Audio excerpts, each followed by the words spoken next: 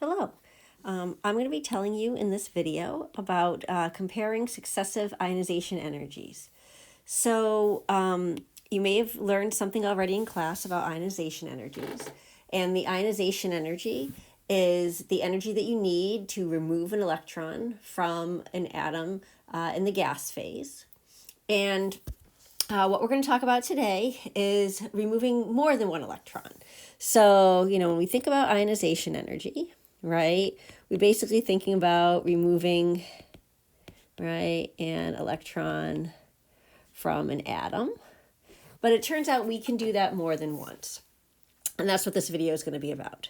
So we've got some atom X, and it's in the gas phase, right? And it'll take some amount of energy, and that atom can we can remove an electron from that atom. So it'll go to X plus in the gas phase plus an electron.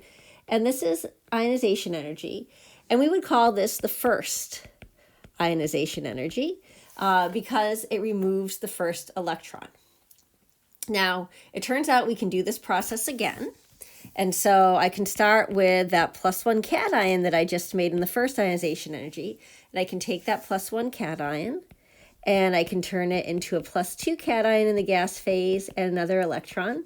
And this would be the second ionization energy. And I could do this process again, right? I could take my X +2 cation and I could turn it into an X +3 cation in the gas phase plus an electron.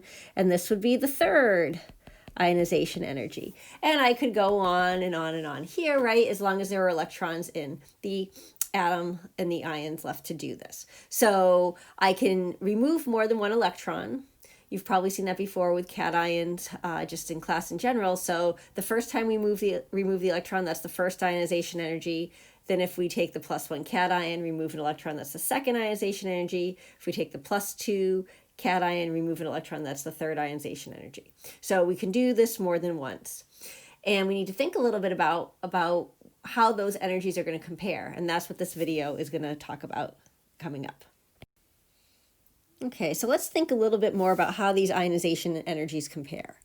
I have a neutral atom in the gas phase, and I turn it into a +1 cation plus an electron, right? And that's my first ionization energy.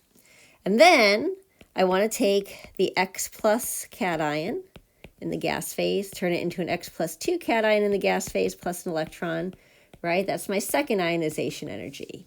And what I want to know is how do the first and the second ionization energies compare?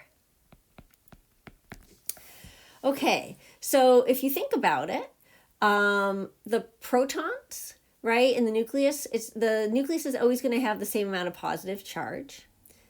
And then that amount of positive charge, right, in a neutral atom, you'll have the same number of protons and electrons. And so number of protons and electrons is neutral, right? There'll be some amount of energy to take the first electron away in the first ionization energy. But now, when you go to, right, you've made a +1 cation. Here, you have more protons than you have electrons. And you go to take an electron away from that. Now, each electron here probably feels more positive force because the protons outnumber the electrons. And so it actually becomes harder to take the electron away from something that's a cation to take it away from something that's neutral, right? So how do these compare, right? The first ionization energy is always less energy than the second ionization energy. So it takes more energy, right, to remove your electron from the X plus cation than it does to take it from just the neutral atom in the gas phase. So again, when it's the neutral atom, equal numbers of protons and electrons, it takes some energy to pull an electron away. But now you've got a cation, there's more protons than electron. Each electron feels a little bit more positive charge, and so it becomes even harder to pull away the second electron. And so that second ionization energy is going to be a greater value. So first ionization energy is always less than the second. And it's going to turn out, and I'll write this on the next slide, but it's going to turn out that if I take the +1 cation and try to remove the third electron, guess what? That's going to take even more energy. So the more electrons you pull away, the more and more energy it's going to take each time. Okay, so I'm going to just write down a little bit of what I said, right? The first ionization energy is always less than the second ionization energy, which is always less than the third ionization energy. And this is for a given element, right? Which is less than the fourth ionization energy, and so on and so forth. So it's always going to take more and more energy to pull those electrons away as, right, the charge on the cation species that you start with grows more and more, right? And so this is always true, right, for a given element. So this is an important thing to know. The more electrons you pull away, right, the higher in successive ionization energies you go, the bigger those energy values will be. Okay, so I'd like to give you some real data on what these numbers might look like. So I'm going to pick some elements, right, that are on the periodic table. I want to pick on sodium, magnesium, and aluminum as my examples. So for sodium, the first ionization energy is about 496, and these are in kilojoules per mole. The second ionization energy is 4560 kilojoules per mole. And we'll just do the third ionization energy. That happens to be 6900 kilojoules per mole. So you can see first ionization energy is less than second ionization energy, which is less than third ionization energy. Moving on to magnesium, its first ionization energy is 738, again, kilojoules per mole. The second is 1450 kilojoules per mole, and the third is 7730 kilojoules per mole. So again, first ionization energy less than second, less than third, and then I'll just pull aluminum in here. Its first ionization energy is 578 kilojoules per mole, which is less than its second, which is at 1820 kilojoules per mole, which is less than its third, which is 2750 kilojoules per mole. So this trend of ionization energies, successive ionization energies, always increasing in value, holds for these three elements, and I can tell you that it holds for all the other elements on the periodic table as well, but these are just some specific numbers. Okay, now the next thing I want to do is I want to kind of show you some of this data in more of a graphical form. So these 4 bars here belong to sodium ionization energies, successive ionization energies.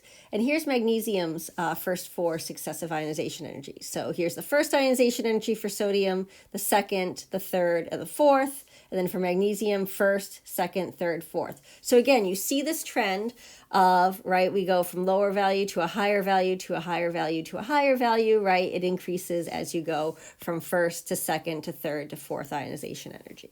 So that trend is there. The thing I want to point out is that the gaps between the ionization energies aren't always the same.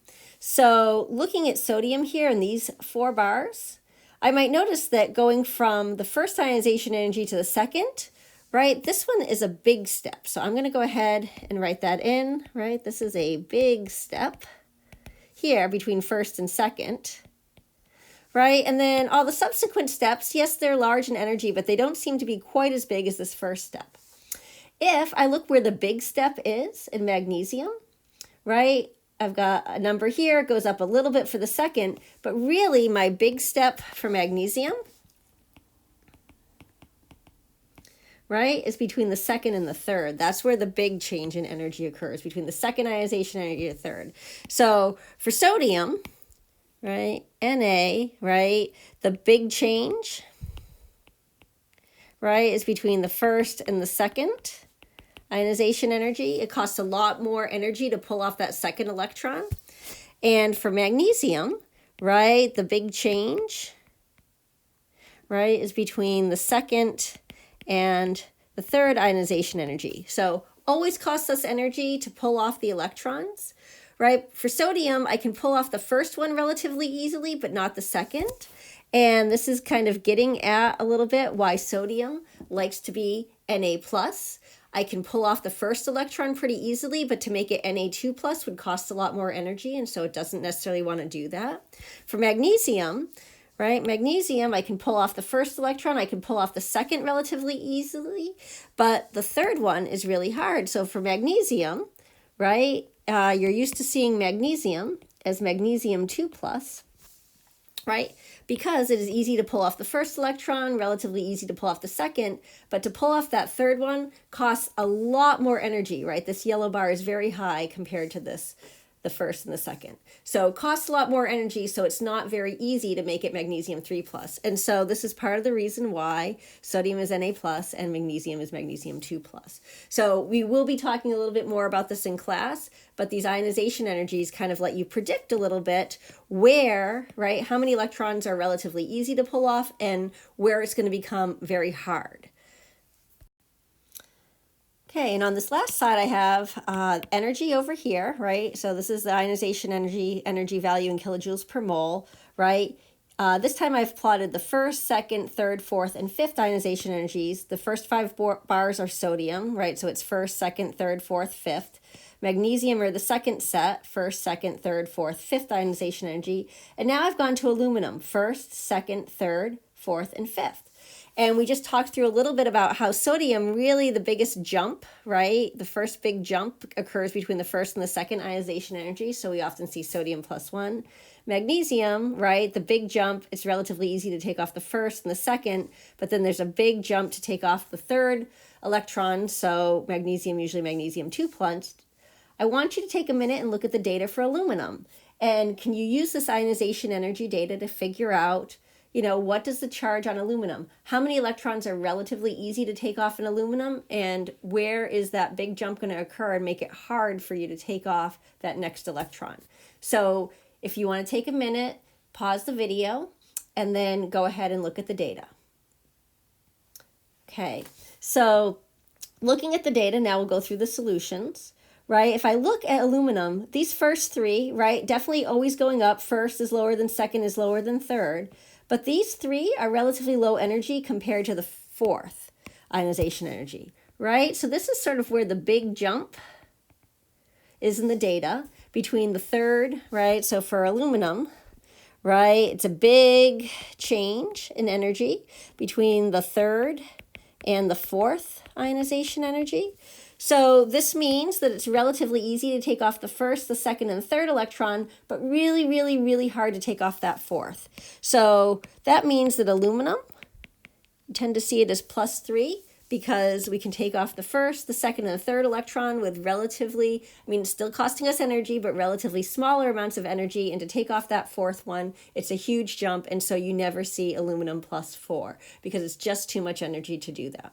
So hopefully this video gave you a sense of the fact that the ionization energies always are increasing when you go from a first to a second to a third, always costing you more energy to take off that next electron, and the sense that the energy gap isn't always the same. Sometimes we hit energy gaps that are larger than others, and that kind of goes along with what we tend to see for the normal charges on some of these cations. And again, we'll talk more about why that is in class, but I wanted to make a little bit of that connection here in this video.